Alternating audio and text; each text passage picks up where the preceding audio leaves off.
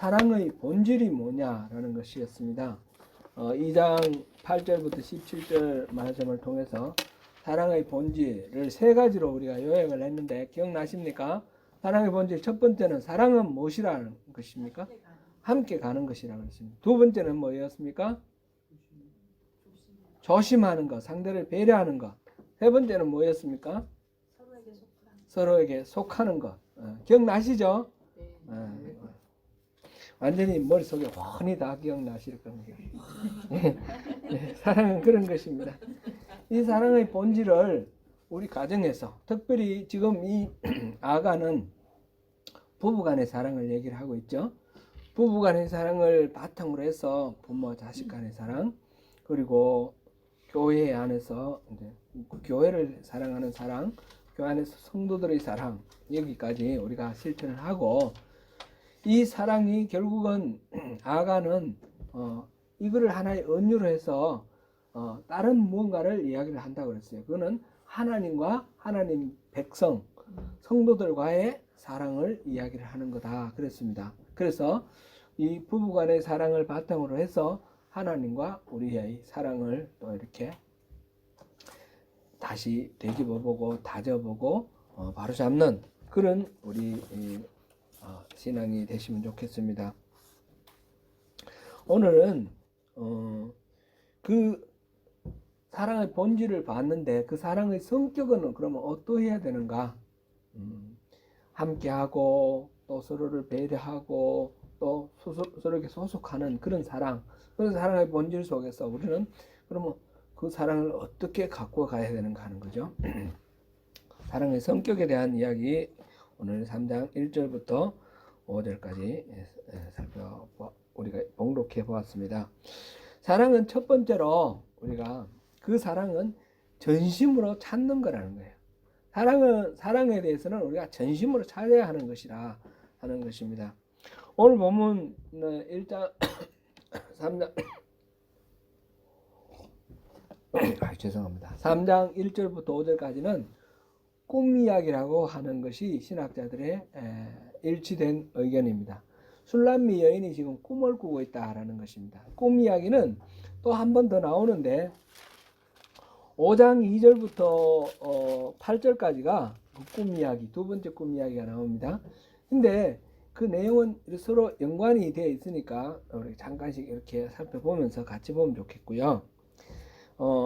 꿈 이야기인데 사랑하는 사람을 잃어버리고 막 찾아다니는 그런 꿈이에요. 이 술람미 여인, 이 여자 주인공이 자기의 님을 잃어버렸어요. 그래서 막 큰 길에도 찾고 좁은 길에도 찾고 온 성안을 두루두루 다니는 그런 모습. 그 이야기입니다. 꿈이라는 게 뭡니까? 꿈은 성경에 보면 하나님께서 사람들에게 말씀하실 때 꿈을 통해 말씀하시기도 하죠. 요셉이나 다니엘 이야기에서 우리 꿈 이야기가 많이 나오죠. 근데 그렇게 하나님의 말씀을 계시로 듣는 그런 꿈도 물론 있겠죠. 근데 여러분 꿈으로 하나님 만나보셨어요? 보실 수 있습니다. 그렇게 하시기를 바랍니다. 그런데 꿈에 하나님 만났다 그러면 약간 걱정돼요. 무슨 헛소리 할까 이런 마음의 염려가 잠깐 조금씩 있어요. 왜 그러냐면 그렇게 뭐 직통계시니 뭐니 하며 헛소리 하는 사람들이 꿈에서 하나님 만났다 이렇게 하는 경우들이 많기 때문에 하나님 절대로 꿈에 안 만나 주신다 그런 뜻은 아니고요. 꿈으로 분명히 만나 주는 경우들은 많은데 그런 것들도 우리가 분별하면서 해야 됩니다.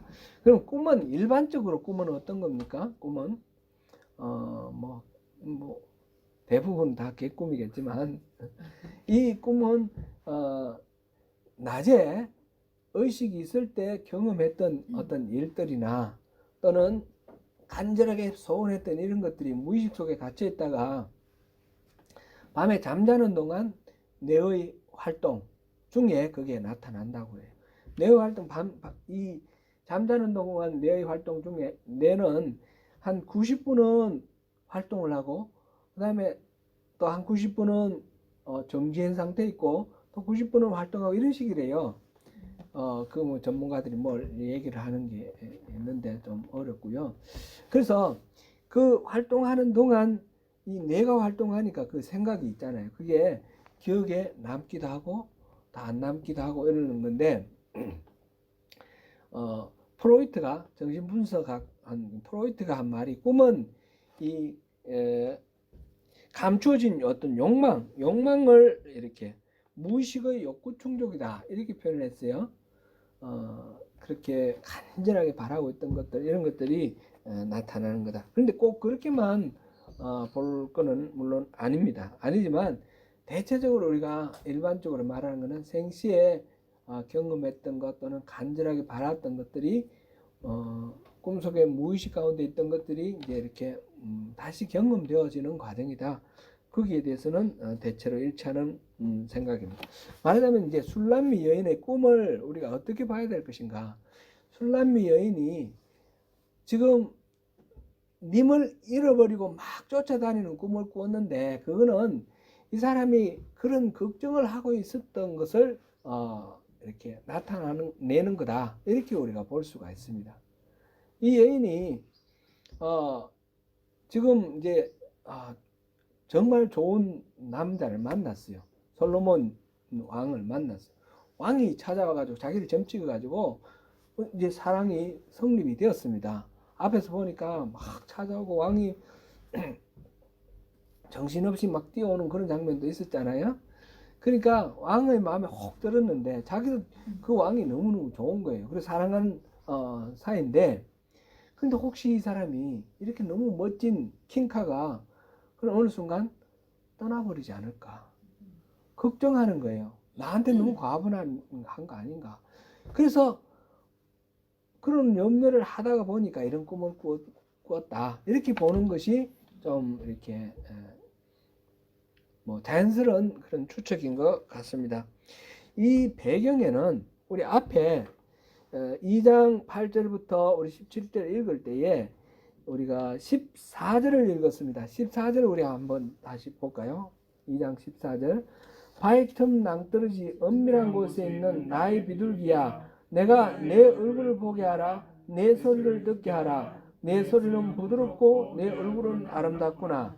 지금 이 솔로몬 왕이 이 자기 아내가 될 이 술람미 여인에게 막 좋은 어떤 찬사를 지금 노래를 하고 있는데 근데 뭐라고 부르냐 하니까 바위 틈 낭떠러지 은밀한 곳에 있는 나의 비둘기야 그렇게 불렀어요. 지금 바위 틈 낭떠러지 은밀한 곳에 있으면 볼 수 있습니까 없습니까? 못 보는 거예요. 지금 이 여인이 숨어버렸어요. 그러니까 이 남편 될 사람이 솔로몬이 막 달려왔는데 어디 출장 가다가 말 타고 옆으로 세 가지고 이 여인을 만나러 온 겁니다. 왔는데 막 오는 걸 이렇게 술람미 여인이 보고 있었지 않습니까? 막 보고 그가 산에서 달리고 작은 산을 빨리 넘어오는구나 이러면서 막 이렇게 봤는데 바라보던 그 술람미 여인이 무슨 이유인지 선뜻 그 남자에게 나가지 않고 숨은 거예요. 그래서 남자가 이 여인을 찾는 그런 상황이었습니다. 그리고 다시 안 나간 건 아닐 겁니다. 만났습니다. 보니까 16절에 보니까 서로에게 속했다 이렇게 되어 있고 그 다음에 17절에 내 사랑하는 자야 날이 저물고 그림자가 사라지기 전에 돌아와서 베데르산의 노루와 어린 사슴 같다. 이렇게 서로 만난 장면이 있는데 그 이전에 이 여인이 지금 눈에 안 보이니까 막 헤매면서 그래도 싫은 마음이 든 건 아니에요. 싫은 마음이 드는 건 아닌데 이 바위 틈 낭떠러지 은밀한 곳에 있는 비둘기야 그러면서 이 여인을 막 찾고 있는 그런 상황입니다. 그러면서 15절 우리를 위하여 여우 곧 포도원을 허는 작은 여우를 잡아라. 이 남녀간의 사랑을 무너뜨리는 그런 작은 실수나 작은 어떤 문제 이것들이 관계를 깨뜨릴 수 있다라는 것을 노래한 것을 봤습니다.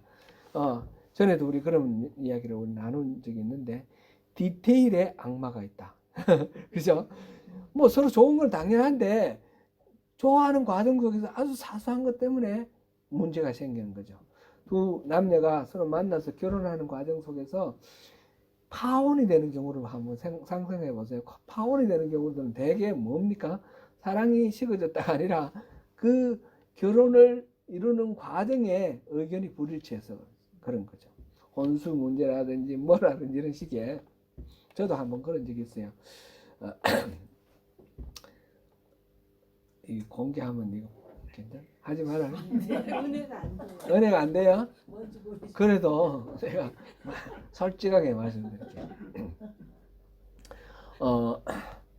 이제 어른께, 시골에 계신 어른께 인사시키러 가겠다고 데리고 가겠다 그랬는데 우리 장인 되실 분이 노 한 거예요. 가면 길이 먼 길 때문에 자고 와야 되는데 결혼하기 전에 그 가서 자고 오는 건 찬성할 수 없다 그러면서 반대하시는 거예요. 맞는 말씀이지만 말이 안 되는 거예요. 제가 생각할 때는. 아, 이분은 딸을 결혼시키는 것을 싫어하시는구나. 그게 아니라 나를 사유로 만든 것을 싫어하시는구나. 그렇게 생각을 했어요. 그래가지고 포기를 이제 하려고. 그래서 우리 이제 할 수 없다. 그 외에 또 있어요. 뭐 예를 들면 결혼식장을 우리 고향이 있는 영천에서 할 거냐, 대구에서 할 거냐, 그다음 서울서 할 거냐 이런 걸 가지고 우리 형님들하고 의논을 하는데 형님들이 서로 이렇게 안 반기는 거죠. 대구에 우리 큰 형님이 대구 계시는데 당연히 그러면 나는 대구에서 해야 된다 이런 생각했거든요. 근데 대구에서 하지 말고 영천에서 하라는 거예요. 영천 시골에서. 여기 시골에서는 이게 또 안 되는데 우리 형님 또 욕하는 것 같아서 죄송합니다. 그때 상황이 누구도 쑥 나서서 저희 결혼을 추선할 만한 그런 입장이 못 되어 있는 거예요. 그러니까 아직 내가 결혼할 시기가 무르익지 않았다. 뭐 장인도 저러시고 우리 친가도 이러고 그러니까 뭐 당신하고 나하고는 인연이 아닌가 보다. 그러면서 제가 우리 헤어지자 그래 헤어졌어요. 나중에 다시 만났죠. 다시 만나서 오늘까지 이렇게 오게 됐는데 근데 그때 이래 보니까 너무 사소한 일들이에요. 사실은 영천사 하면 어떻고 대구사 하면 어떻고 근데 그 사소한 것 때문에 이게 안 되더라고요. 하룻밤 가서 자고 오면 뭐 우리 둘이 자는 게 아니라 어른들 계시는 집에서 자고 올 거 아니에요. 그럼 좀 용납해 주실 수도 있을 것 같은데 그 또 원칙에 또 이렇게 안 맞으니까 허락도 안 되고 여러 가지로 사소한 것들 디테일이 악마예요. 아주 그냥 그 디테일들을 제가 굉장히 싫어했어요. 근데 그걸 통해서 또 더 다져진 것도 있죠. 더 다져서 그 이후에 비온 뒤에 땅이 굳는다고 그런 면도 있습니다.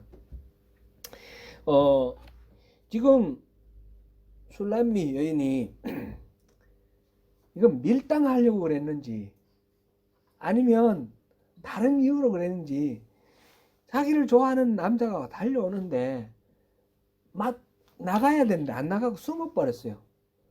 부끄러워서 그랬는지 숨어버리는 것 때문에 이 남편 될 사람이 상심을 한 거예요. 약간 그죠? 그게 이 디테일이 지금 상심을 불러일으켰어요. 결과적으로는 괜찮았어요. 우리 결혼하자. 그래서 결혼을 약속을 하고 정혼을 한 거예요.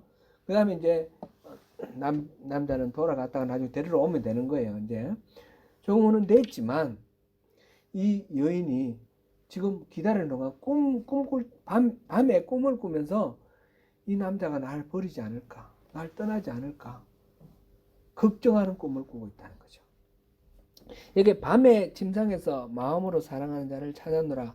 이 밤이 복수로 되어 있어요. 복수로 되어 있는데 두 가지로 해석할 수 있습니다. 하나는 밤마다 꿈을 한두 번 꾼 게 아니라 여러 번 꾸었다 이렇게 볼 수도 있고 또 하나는 이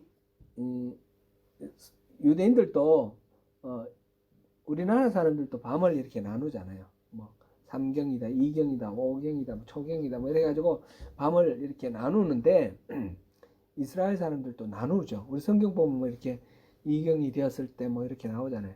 그래서 밤을 나누니까 이 밤을 복수로 한 거는 밤새도록 그런 뜻으로 이렇게 이해할 수도 있어요. NIV 성경 제가 가지고 있는 성경을 보니까 all night long 이렇게 돼 있어요. 그러니까 밤새도록이라고 번역을 했어요. 밤새.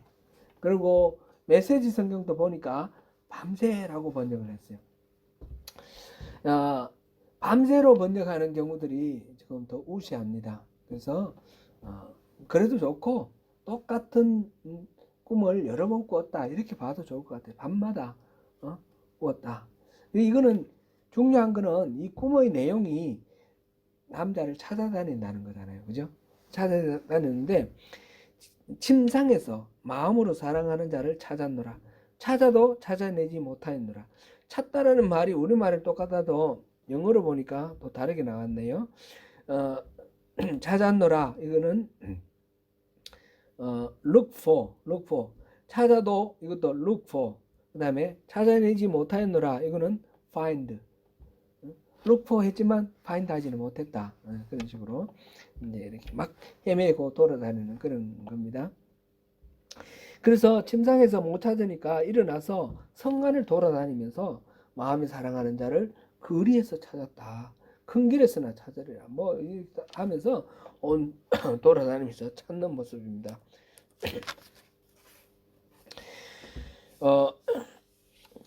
5장 2절부터도 꿈의 이야기가 나온다 그랬는데 여기도 꿈의 내용이 비슷해요. 이거는 그때 가서 다시 자세히 보겠지만 이 남편이 문을 두드리는데 문을 열어주려니까 자기 옷을 벗고 있어요. 그럼 옷을 얼른 입고 나갔더니 얼른 있는 나갈까 말까 고민하고 뭐 이래 좀 우물쭈물했어요. 나가보니까 없어졌어요. 그래서 막 남편을 찾아다니는 막 성으로 막 업으로 막 돌아다니다가 뭐 이렇게 모욕도 당하고 이런 이야기들이 나와요. 실질적으로는 뭐 그렇게 밤에 돌아다닐 일은 없겠지만 꿈이니까 꿈에 그만큼 찾았다는 이야기죠. 막 돌아다녔다. 정신없이 돌아다녔다. 그런 이야기입니다. 이렇게 지금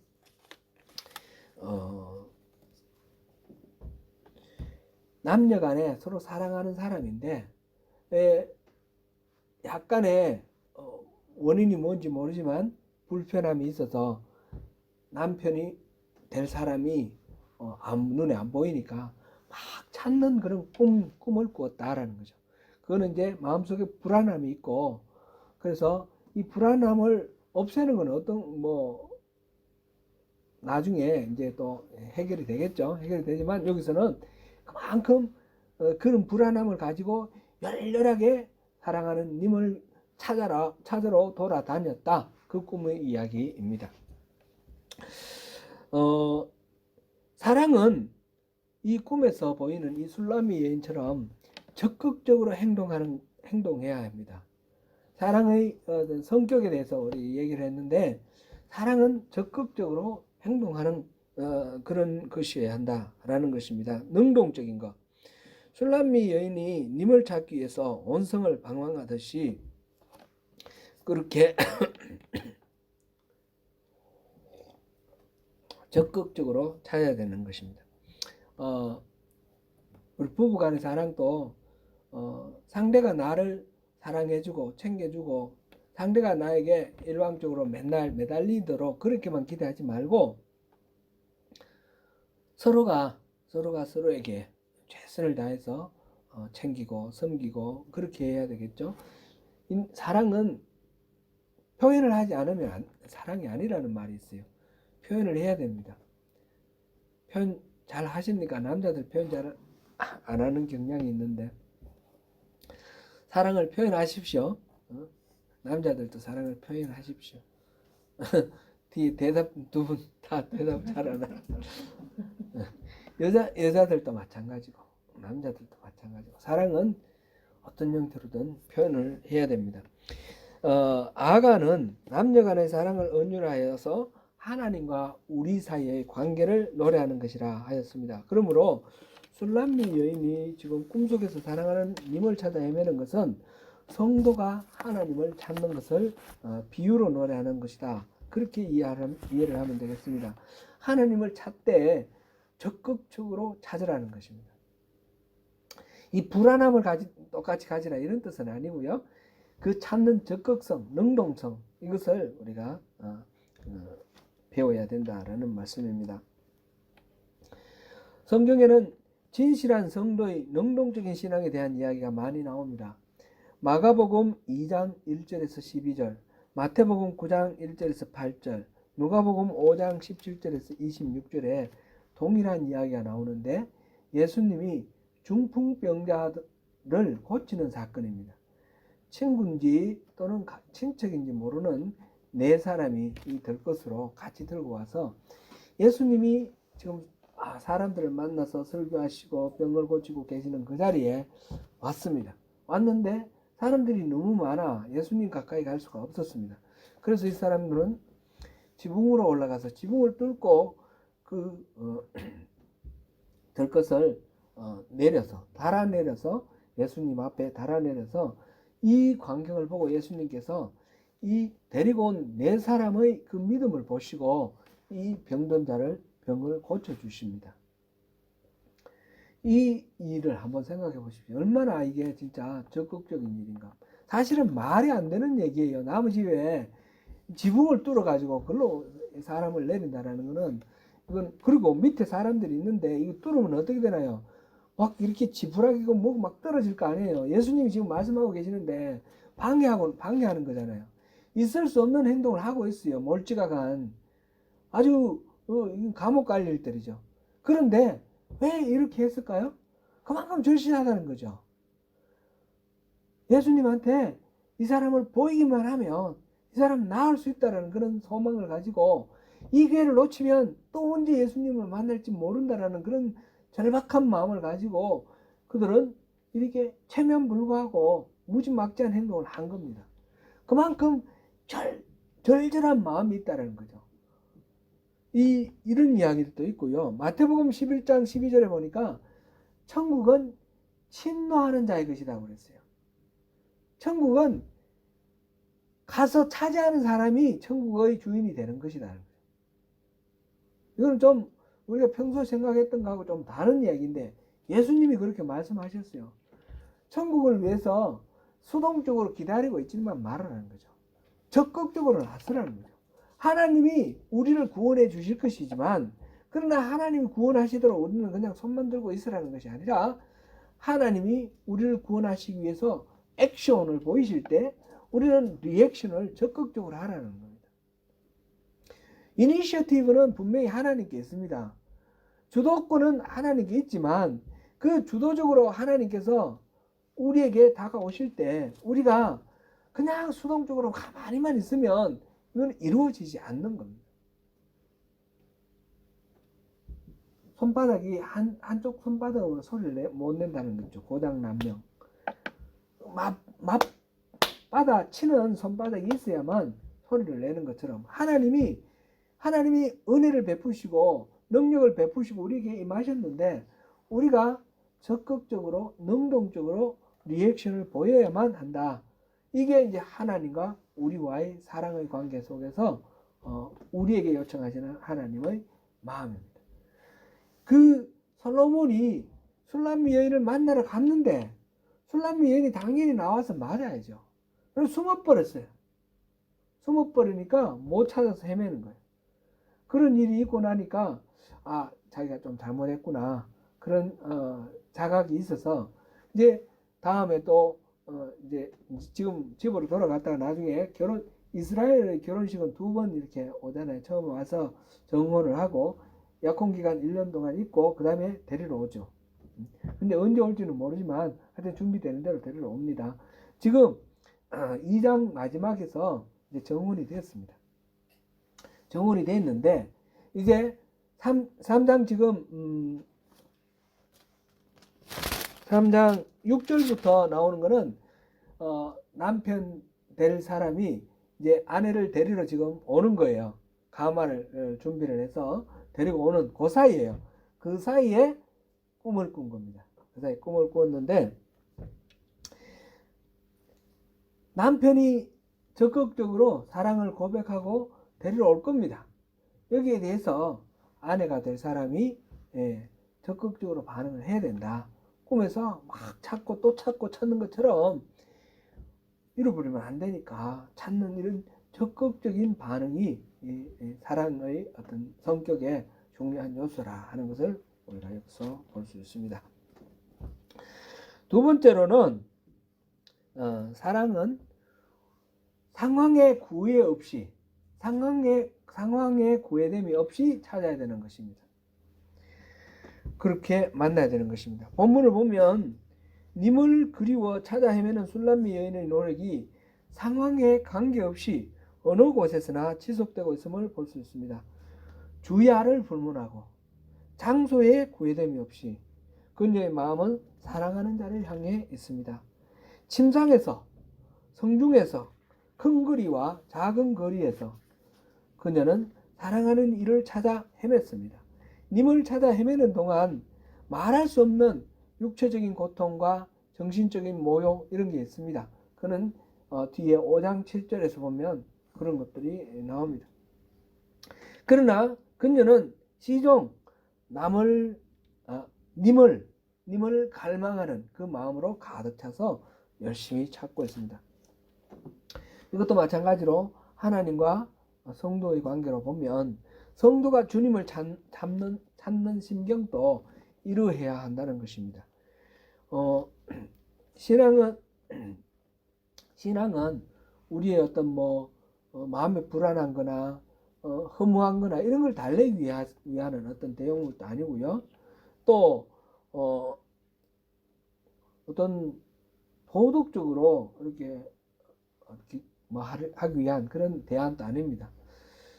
신앙은 하나님과 우리와의 만남입니다. 우리가 하나님을 신뢰하면서 하나님 속에 우리가 들어가는 것, 하나님과 하나 되는 것, 결혼하는 겁니다. 하나님과. 그것이 신앙이기 때문에 우리는 삶 전반에서 이 주님을 늘 동행해야 됩니다. 우리는 이미 주님의 것이 되었습니다. 그렇기 때문에 무엇을 하든지 상황에 구애받지 말고 조건에 구애, 시도 때도 없이 언제나 하나님하고 함께 있어야 되는 것이 하나님과 성도 사이의 사랑의 관계라는 것입니다. 그래서 가정에서나 일터에서나 또는 길거리를 지나갈 때나 또는 시장 볼 때나 그 어디에나 학교에서 공부할 때나 낮이나 밤이나 늘 하나님과 함께 하시고 동행하셔야 됩니다. 크라이처치에서 침례 교회였던 갈릴리 교회와 감리 교회였던 길복 교회 두 교회가 연합을 해서 한 사람 교회가 되었습니다.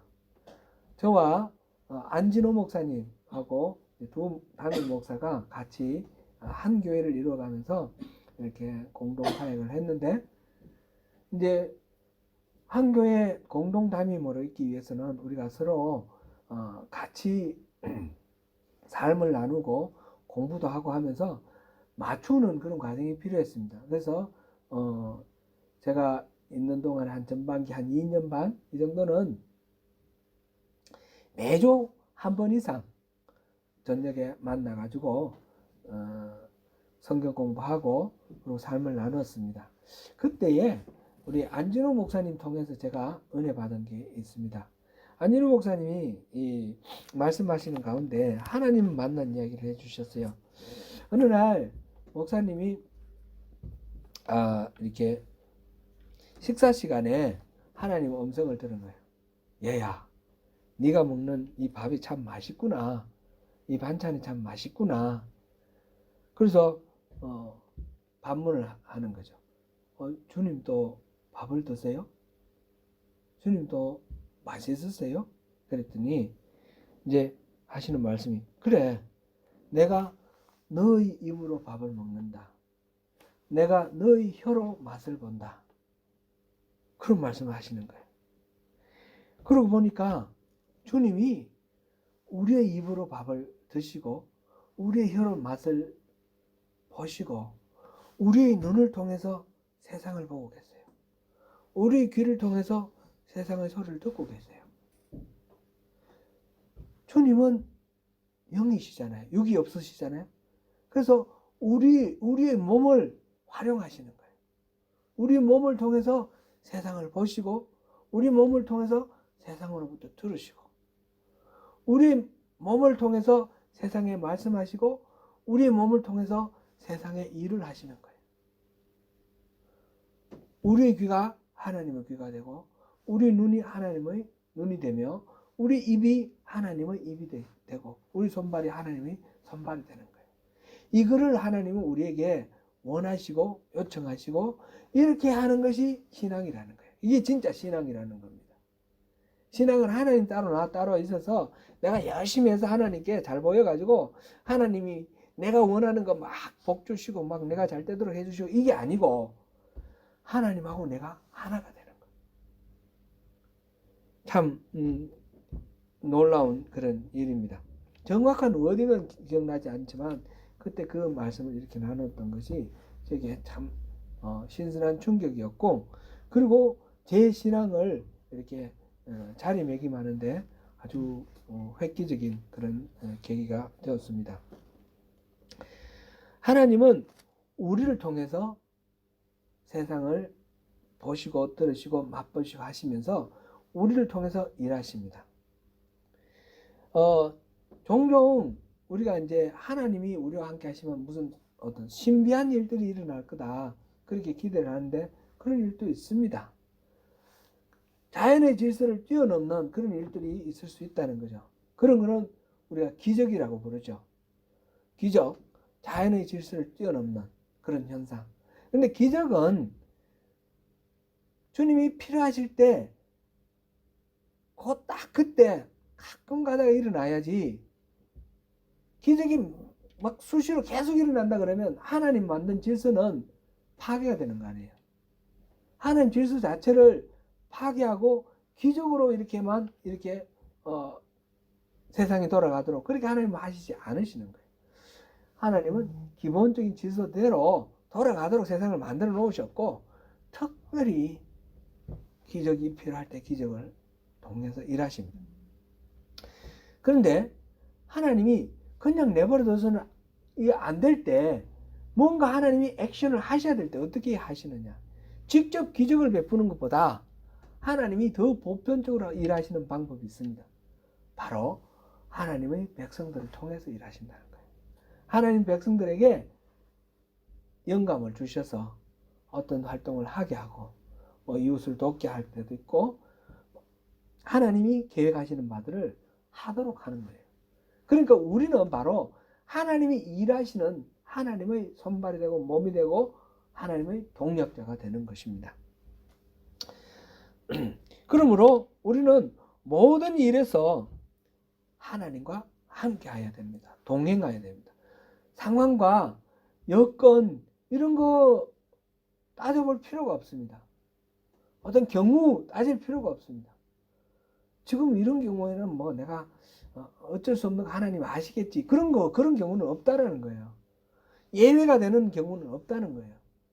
언제나 하나님께 물어보고 언제나 하나님 안에서 호흡하고 언제나 하나님과 더불어서 함께 살아가는 것. 그게 참된 그리스도인의 삶이라는 것입니다. 지금 이 술람미 여인이 시때 장소 가리지 않고 이 님을 찾아가는 것처럼 우리 또한 시때 장소 경우 따지지 않고 하나님을 찾고 하나님 안에서 우리 자신을 발견하는 그런 삶이 될 때에 하나님께서 가장 기뻐하십니다. 세 번째로 찾았으면 붙잡는 것이 사랑입니다. 본문 4절을 보면 술람미 여인이 드디어 애타게 찾던 님을 만났습니다. 그녀는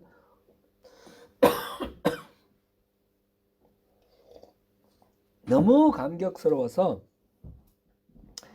다른 사람들 시선 따위는 아랑곳하지 않고 님의 손을 잡고 자기 어머니의 집 거기까지 갈 때까지 손을 놓지 않고 꼭 붙잡고 있습니다. 여기서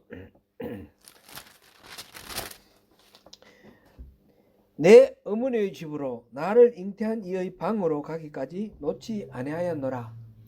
뭐를 노래하고 있는지 알겠죠? 아시겠죠? 죄송합니다. 이게 기침이 또. 지금 어머니의 방, 어머니의 집, 나를 잉태한 방. 여기는 생명이 잉태하는 것. 우리 어머니가 나를 잉태했던 그 방, 나에게 물려준 그 방, 내가 그곳에서 다시 생명을 잉태할 방이죠.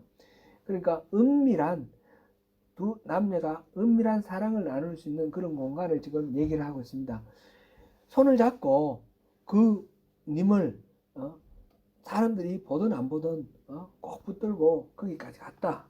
이 사랑을 그냥 찾았으면 포기하지 말고 꼭 붙들으라. 그런 의미로 우리가 보면 되겠습니다. 사랑은 함께하는 것이며 서로에게 속하는 것입니다. 사랑하는 남녀가 육체적인 결합을 하는 것은 그 사랑이 온전해지는 길이고 성숙해지는 길입니다. 결혼은 그것을 제도적으로 안전하게 만든 장치라고 말할 수 있습니다. 오늘날 많은 사람들이 그리스도를 만나기는 하지만 깊은 인격적인 교제로 나아가지 못하고 중도에서 믿음을 포기하는 경우도 많습니다. 또 복음의 기쁨에 참여하였다가 타락하여 떠나는 사람들도 있습니다. 주를 만난 그 순간에는 감격의 눈물을 흘리지만 얼마 되지 않아서 믿음이 흔들리고 또 좌절을 겪기도 합니다. 주님을 꼭 붙들어야 되는 이유가 바로 거기에 있습니다. 그렇게 붙들지 않으면 우리 또한 그렇게 주님과 헤어질 수도 있기 때문입니다. 주님은 우리를 버리지 아니하시지만 이 세상의 어떤 것도 주님과 우리 사이의 사랑을 깨뜨리거나 또 방해할 그런 존재는 없습니다. 그러나 한 가지, 우리 마음에 순종하는 마음, 이것이 깨어지면 하나님의 사랑을 우리가 누릴 수가 없습니다. 하나님과 우리 사이에 사랑이 깨어지는 단 하나의 경우는 우리의 불순종입니다. 그러므로 우리는 구원을 얻는 것으로 자족하지 말고 주님을 꼭 붙잡아야 합니다. 빌립보서 3장 12절에서 14절까지 말씀 우리 한번 찾아보겠습니다. 빌립보서 3장